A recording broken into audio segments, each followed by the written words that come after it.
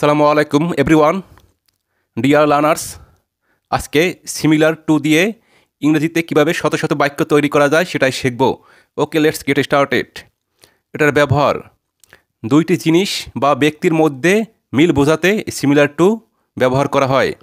Structure, প্রথমে subject, তারপর be verb M is আর অথবা was were, plus similar to, plus object অর্থাৎ নাউন অর প্রোনাউন। ওকে, আমরা কিছু এক্সাম্পল দেখব। তাদের আইডিয়া আমাদের আইডিয়ার অনুরূপ। এখানে সাবজেক্ট তাদের আইডিয়া, দেয়ার আইডিয়াস। তারপর বিভার্ব, এখানে আইডিয়াস এই জন্য প্লুরাল বসবে আর। তারপর স্ট্রাকচার অনুযায়ী সিমিলার টু, এখানে সিমিলার টু বসছে। তারপর নাউন অথবা প্রোনাউন। আওয়ার্স মানে আমাদের আইডিয়ার, তাই আওয়ার্স লেখলেই আমাদের আইডিয়া লেখা হয়ে যায়। সো আওয়ার্স দ্বারা আমরা আমাদের আইডিয়াটা বোঝাবো, সেজন্য আওয়ার্স বসছে। তোমার কাজ আমার কাজের মতো, এখানে সাবজেক্ট ইয়োর ওয়ার্ক, তোমার কাজ।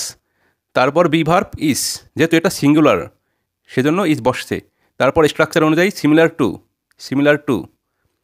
তারপর নাউন অথবা প্রোনাউন, এখানে মাইন বসছে, আমার কাজের মতো।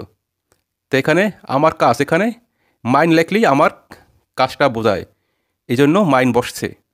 এই সমস্যাটি আগের সমস্যার অনুরূপ, এখানে সাবজেক্ট দিস ইস্যু, এই সমস্যাটি।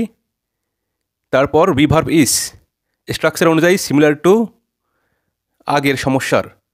তো এখানে বারবার সমস্যা লেখার দরকার নাই, এই জন্য আমরা দ্য প্রিভিয়াস ওয়ান, এখানে ওয়ান দ্বারাই ইস্যু বোঝাচ্ছে। তার উচ্চতা আমার উচ্চতার মতো, his height, subject is be verb similar to, structure অনুযায়ী বসছে। আর আমার উচ্চতার, এখানে মানে পুরো ভাঙিয়ে লেখার দরকার নাই, মাইন লেখলেই এখানে আমার উচ্চতা বোঝাচ্ছে, সেজন্য মাইন লেখলেই হবে। তোমার অভিজ্ঞতা আমার অভিজ্ঞতার মতো, your experience, subject is be verb similar to, structure অনুযায়ী বসছে। আমার অভিজ্ঞতার, এখানে মাইন বসালেই হবে। ডিয়ার লার্নার্স, তাদের আচরণ আমাদের আচরণের অনুরূপ, এটার ইংরেজি কী হবে অবশ্যই কমেন্ট বক্সে জানাবেন। Okay, thanks for watching this video.